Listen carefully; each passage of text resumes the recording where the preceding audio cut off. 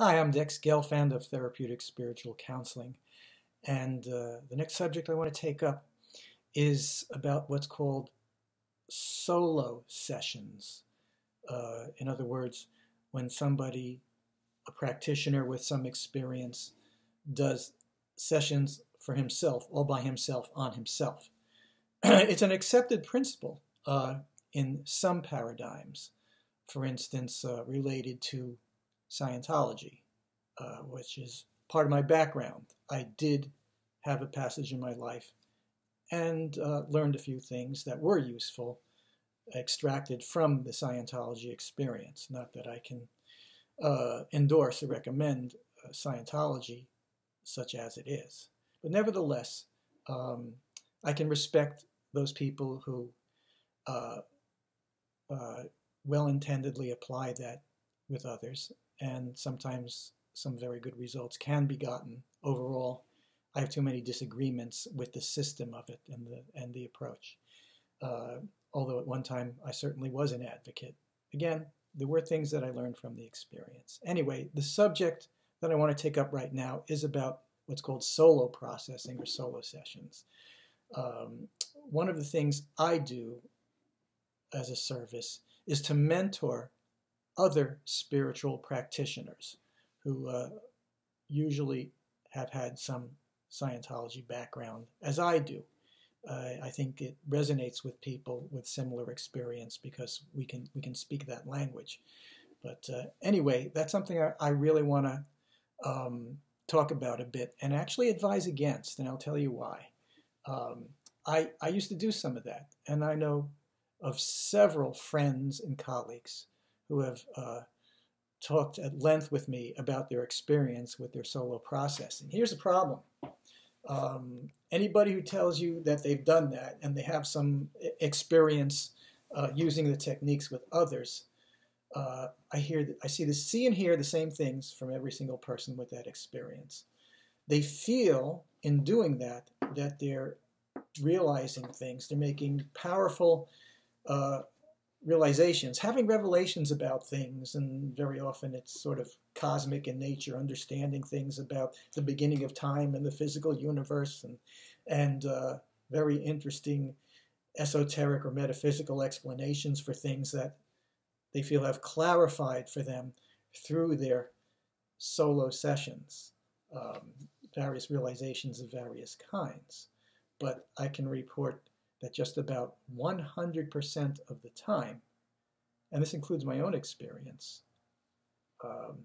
it does not result in any real improvements or changes.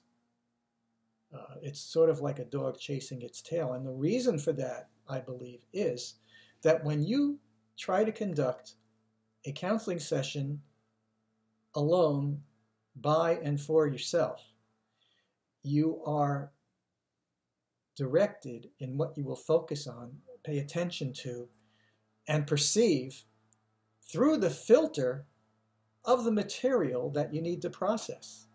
In other words, your own issues, your own negative spiritual and mental architectures are what's directing you, and they're the filter through which you're seeing what comes up in your solo session. And that's inadvisable. Okay, it's sort of just a treadmill, like a dog chasing its tail again. And I've seen this happen one for one with all the colleagues and fellow practitioners that I have given counseling sessions to, and or as a service to them, mentored them in my techniques and my approach. It took me quite a while to come to this conclusion, but I have seen it happen one for one every time I have done this. So therefore, I'm left to conclude and advise against, per se, solo sessions. All I can tell you is that if you want to do that, what I can advise, when I'm asked about that by a colleague, what do you think if I process myself? I will say, well, if you really want to do that, you can go ahead, because there's nothing that could cause trouble for you in doing that I can't fix for you. That in that sense, there's no great risk, because I can help you resolve whatever you come to me with in a session. I am supremely confident from thousands and thousands of hours of experience. I know I can do that. And the other thing I will say is, well, if you feel a need to make some gains by yourself, and I think the reasons why somebody would do that can be financial. It doesn't cost anything to do something by yourself that way.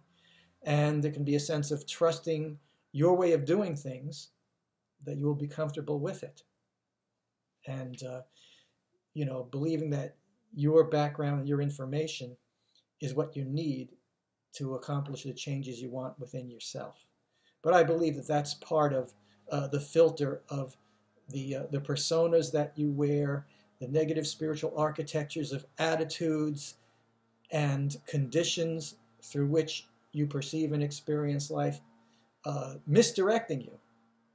So again, that's why I advise against that. But what I will say you can safely do, which anyone can safely do, is if you are feeling an unpleasant energy, in other words, a feeling, emotion, or sensation that you find difficult to experience and you would like to resolve, what you can do is simply what I have clients do in sessions. When you're feeling that, you can just relax, become effortless, and allow the energy of that sensation to process. In other words, accept that feeling and let it digest within you and diminish through simply being accepted unresistedly, effortlessly, as it is manifesting in the way that it's manifesting. Just sit with the anxiety or depression or whatever it might be, instead of trying to solve it or make it go away or something like that. If you can just, it's like drinking a cup of hot tea and you feel the heat permeate through you and then wear away. If you will allow to be expressed within you whatever feeling is dominant in the moment, instead of trying to solve it or resist it in some way, just sit with it and be completely effortless and allow it to express within you whatever is here for you now. Okay, that is safe to do because that is your spiritual compass naturally handing you what is relevant for you. But when you start to use your think about what process to use and what questions to ask yourself and all of that, that's where it all goes south. Again, because you are perceiving and thinking through the filter of the negative material that you need to process. And because your vision and your perception is skewed by that, that's why I'm seeing 100% of the time that for all the fascinating revelations that people have when they do that, they're exactly the same as they were before they did the session, although they may feel wonderful things have happened. And that's why I don't advise that people do that. I've seen people and observed and heard people talk who have done an amazing number of hours of doing that and sharing their revelations, but they haven't had any observable change in feelings, attitude, the conditions they experience in their life, even as they voice them. So again, if you want to make some gains and have spiritual liberations and accomplish the goals you have for yourself in terms of empowerment, in terms of liberation from unwanted feelings, attitudes, and sensations, or to better connect with and realize your potential, your abilities, the things you know you are capable of, it's best that you work with someone else. Other than, as I said, allowing yourself to digest whatever energies of feelings or sensations are present now. And again, there is no system. Don't use any system to that. Just relax and allow it to be experienced and digested. And again, as I just said, other than that, you're better off working with someone else. That's the sum total of all my observation and experience, seeing people try to approach their own negative spiritual architectures and conditions alone. It's a red herring, whatever comes up for you there. It's not going to take you in the right direction. It's not going to result in changes of conditions and attitudes that you're looking for, although you may feel something wonderful has happened. And thank you for listening. and I will always be available for any questions you may have.